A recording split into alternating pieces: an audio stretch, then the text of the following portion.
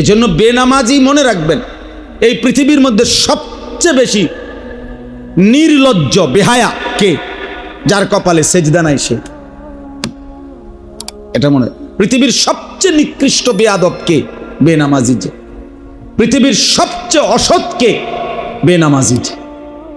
যার কপালে সেজদা নাই তার চাইতে নিকৃষ্ট কোনো বেয়াদব, অসভ্য, অসৎ আর কেউ হইতে পারে? কেন বলে এত কঠিন কথা কইলেন কেন? কারণ হইল এত বড় সৃষ্টি জগৎ দিয়া যে তাকে লালন পালন করে। আরে মানুষ 10 টাকার বন আর 1 কাপ চা খাবাইলে মানুষ তার প্রতি কৃতজ্ঞতা বোধ থাকে যে বেটা আমারে গত সোমবারে 1 কাপ চা একটা বন খাওয়াইছে। এই মুহূর্তে লোকটা ডাক দিছে, মাত্র একটা সপ্তাহ হয় নাই, এখনই কেমনে কই যাইতাম না। কথাটা বুঝেন নাই? আপনি মানুষে একটা বেলা বিস্কুটের হক আদায় করতে গিয়া 3 ঘন্টা মিছিল করে না? মানুষ 1 কাপ চা, লাল চা, চাও না চার যাতো না, 1 কান বিস্কুট আর 1 কান বেলা বিস্কুটের হক আদায় করতে ঘন্টার পর ঘন্টা স্লোগান দেয়। 500 টাকা শেষ রাইতের ফজরের 1 টাইমের শেষ 500 টাকা, সকাল 10টায় ভোট, আর টেহারা দিছে শেষ টাকাটা দিছে 5টায়, মাঝখানে 5 ঘন্টার ব্যবধান, যাইয়েই হেরে ভোটটা দেয়। কারণ 500 টাকা দিছে, তার একটা বিবেকে বাঁধে যে না রে, আরো দিছে অনেকে, কিন্তু ইডি আর অন কইয়া লাভ নাই ভাই, তারা দিছে আরো অন্যান্যরা, কিন্তু কেউ দিছে 100, 200, 230, 40, তাও আবার ওই খাবাইয়া দাবাইয়া মিলাইয়া হয়তো আরো 50টা হইতে আরে। ধরে বেটা ডাইরেক্ট 500 দিয়ে দিছে, তার হক বেশি, তে শেষটি এরা হয়ে দিছে। 500 টাকার হকের জন্য একজন অনুপযুক্ত ব্যক্তিকে ভোট দিয়ে দিল। তাহলে মানুষের ভিতরে যদি 500 টাকার কৃতজ্ঞতা এমন হয়, এত বড় কায়নাত, এত বড় সৃষ্টি দিয়ে যিনি লালন করছেন, পালন করছেন, হায় নাফরমান, তার প্রতি কি পরিমাণ কৃতজ্ঞতা হওয়া উচিত। তাইলে আপনার কি মনে হয়, এত বড় সৃষ্টি জগৎ দিয়ে যিনি লালন পালন করে, সেজদা করে না, তার চাইতে বড় বেয়াদব আর কেউ হইতে পারে? তার চাইতে বড় গাদ্দার আর কেউ হইতে পারে? তার চাইতে বড় নিমক হারাম আর কেউ হইতে পারে? যেন বেনামাজির চাইতে বড় কোনো নিমক হারাম নেই, বেনামাজির চাইতে বড় কোনো বেয়াদব নেই। ও নিকৃষ্ট বেয়াদব, ও গাদ্দার, ও সাংঘাতিক গাদ্দার। বলেন নাউজুবিল্লাহ, বলেন নাউজুবিল্লাহ। আচ্ছা, আর অল্প একটু ফ্যানের বাতাস যাই হইছে। চলেন, এই জন্য দেখেন আল্লাহ তাআলা বলেন, আমি শুধু তর্জমা বলি, কোরআনুল কারীমের 26 নম্বর পারা, 50 নম্বর সূরা, সূরায়ে কাফ। এই সূরার আপনার তেলাওয়াত করেছি 16 নম্বর আয়াত থেকে আমি আপনাদের সামনে 22 নম্বর আয়াত পর্যন্ত তেলাওয়াত করছি। তাহলে কয়টা আয়াত হবে? 16, 17, 18, 19, 20, 21, 22, 7টা আয়াত, মানে 16 নম্বর সহ। তো আল্লাহ তাআলা বলেন, ওয়ালাকাদ খালাকনাল ইনসানা, আমি আল্লাহই অবশ্যই মানুষকে সৃষ্টি করেছি, ঠিক তো? ওয়া না'লামু মা তুওয়াসওয়িসু বিহি নাফসুহু, আমার বান্দা তার অন্তরের গভীরে যেই কথাগুলো আসা যাওয়া করে, শয়তান হোক, নফস হোক, অন্তরের গভীরে যে তাকে ওয়াসওয়াসা দেয়, কুমন্ত্রণাগুলো দেয়, আমি আল্লাহ আমার বান্দার সেই অন্তরের গভীর বিষয়গুলোও জানে তো? আল্লাহ বোঝে তো? আচ্ছা, ওয়া নাহনু আকরাবু ইলাইহি মিন হাবিলিল ওয়ারিদ, আল্লাহ বলে বান্দা, মানুষের দেহের মধ্যে ভিতরে এমন কিছু রগ আছে, যেই রগগুলো রক্ত সারা দেহে সার্কুলেশন হয়, মানে সারা দেহে রক্ত পৌঁছে, এমন কিছু নির্দিষ্ট কি আছে?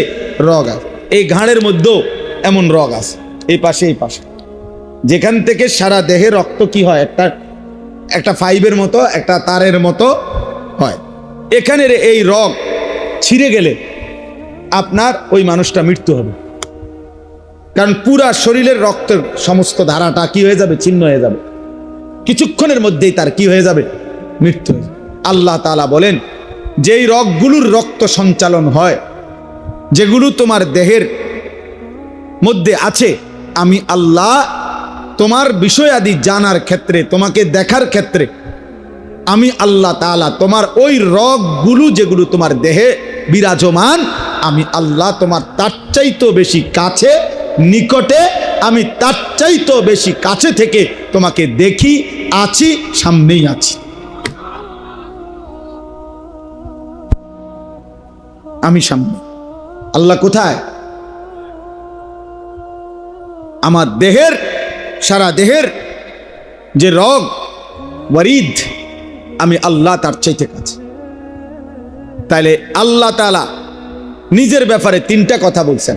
এক, আমি তোমাকে সৃষ্টি করেছি, কথা বলে না। দুই, অন্তরের গভীরে যেটা আমি সেটা জানি। তিন, আমি তোমার একদম সাথে, একদম সাথে, একদম সাথে। আল্লাহ কদ্দুর সাথে? একদম সাথে, একদম কাছে। আল্লাহ আমার অস্তিত্বেরও কাছে কে? আল্লাহ। এই তিনটা। এরপরে দেখেন আল্লাহ বলে শুধু আমি না, আমার আরো ব্যবস্থাপনা আছে তোমার সাথে। এবার শোনো তোমার লগে আমার আর কি কি ব্যবস্থাপনা।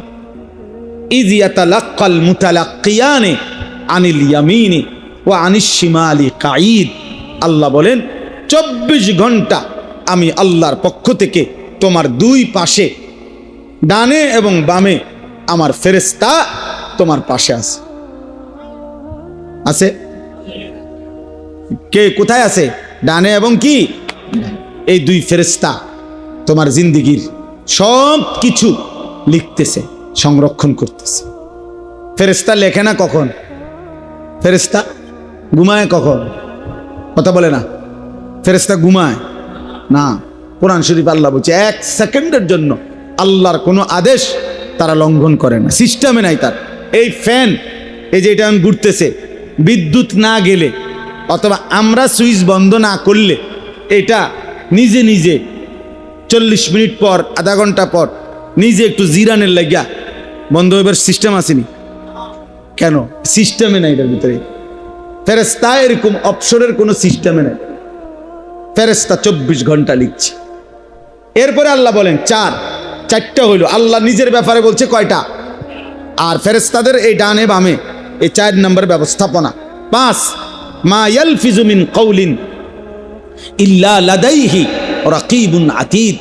আল্লাহ বলে বান্দা এই জবান দিয়া, জিহ্বা দিয়া যাই বলো না কেন, যখন যা উচ্চারণ করো না কেন, আমি আল্লাহ আলাদা সদা তৎপর, আমি প্রহরী ফেরেশতা আলাদা আরেকজন রাখছি। তোমার মুখ দিয়া যা বের হয়, ভালো মন্দ, দরকারি বেদরকারি, সবকিছু আলাদাভাবে ও আরেকটা ফাইলের মধ্যে লিখতেছে।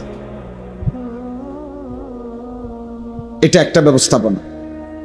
এরপরে আল্লাহ বলেন এগুলো তো আছেই সংরক্ষণ। এইবার এই অবস্থায় তুমি যাই করো না কেন, করতে করতে মনে রেখো ওয়াজাআত সাকরাতুল মাউতি বিল হক, সত্য সত্যই নিশ্চিত একদিন তোমার মৃত্যুর যন্ত্রণা চলে আসে। মৃত্যুর যন্ত্রণা কি? যালিকা মা কুনতা মিনহু তাহিদ। এই মৃত্যু থেকেই তুমি পলায়ন করেছিলে, এই মৃত্যু থেকেই তুমি বাঁচতে চেয়েছিলে, কিন্তু সেই মৃত্যুর যন্ত্রণা শুরু হয়ে গেল, মৃত্যু হয়েই গেল। হয়ে গেল হয়তো মৃত্যু শেষ পর্যন্ত, কেউ বাঁচতে পারে তো শেষ পর্যন্ত না। আল্লাহ বলেন অনুফিখা ফিস সূর, আর এভাবে একদিন তোমারে কবরে রাইখাই একদিন ইসরাফিল আবার ফু দিবে, আবার হাসরের মাঠ কায়েম হবে। আর যালিকা ইয়াউমুল ওয়াঈদ, সেই হাসরের মাঠ আখিরাত হবে বড় বেশি ভয়ের, বড় বেশি ভয়ের দিন, বড় বেশি ভয়ের দিন।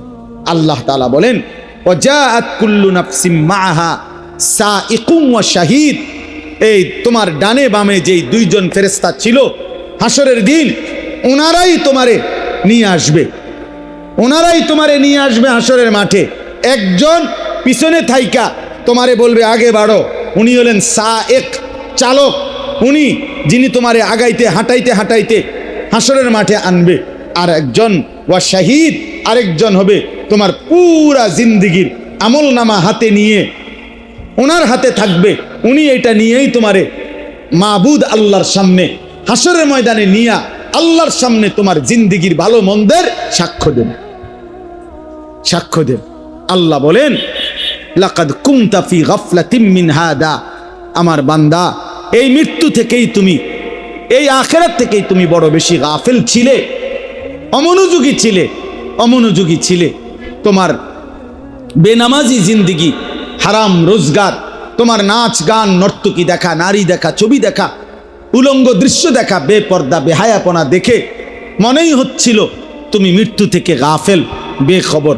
আল্লাহ বলেন, আজকে ফাকাশাফনা আনকা গিতাআকা ফাবাসারুকাল ইয়াউমা হাদীদ, আজকে আমি আল্লাহ দুনিয়ার এই চক্ষু তোমার বন্ধ করে দিলাম, ঢেকে দিলাম। এবার ফাবাসারুকাল ইয়াউমা হাদীদ, এবার মনে রেখো চোখ বন্ধ হয়ে গেছে, আর কিছু দেখবা না মৃত্যু হওয়াতে। না না, দুনিয়ায় তুমি ঘুমের টাইমে হয়তো অথবা চলার পথে হয়তো চোখ বন্ধ করলে আর কিছু দেখো না। আল্লাহ তাআলা বলে, না বান্দা, মৃত্যু নামের যখন আসবে তখন যেই চোখটা বন্ধ হবে, এই চোখটা বন্ধ হইলে কবর থেকে নিয়ে একেবারে আখিরাত পর্যন্ত তুমি আগের চাইতে লক্ষ কোটি গুণ স্পষ্ট, সূক্ষ্মভাবে, পরিপূর্ণভাবে ওইটা পুরা দেখতে পাবে। অর্থাৎ মূলত চোখ বন্ধ হয় নাই, চোখ খুলে গেছে। মূলত চোখ কি হয় নাই, মূলত দুনিয়ার এই অংশ থেকে আল্লাহ তোমার চোখ বন্ধ করায় দিছে, ওই অংশ খুলে দিছে।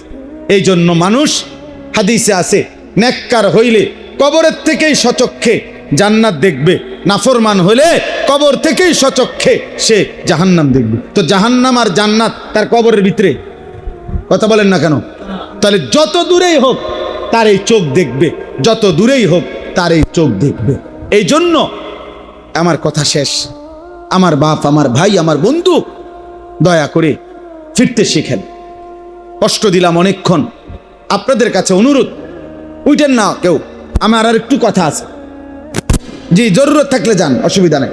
তো দেখেন, আমাদের প্রত্যেকের কাছে আমার কথা এটাই, মৃত্যু আমাদের নিশ্চিত, কবরের যন্ত্রণা আমাদের নিশ্চিত, মৃত্যুর যন্ত্রণা আমাদের নিশ্চিত। অতএব দুনিয়া ভালো থাকি আর মন্দ থাকি, সুখে থাকি আর জুলুম করা হোক, কাফের বেঈমান আম করে মাইরেই ফেলুক মনে করেন, তারপরেও তো একটা কথা থাইকা যায়, যদি আখিরাত বাইচা যায়, যদি কবরে বাইচা যায়, তাইলে তো সফল।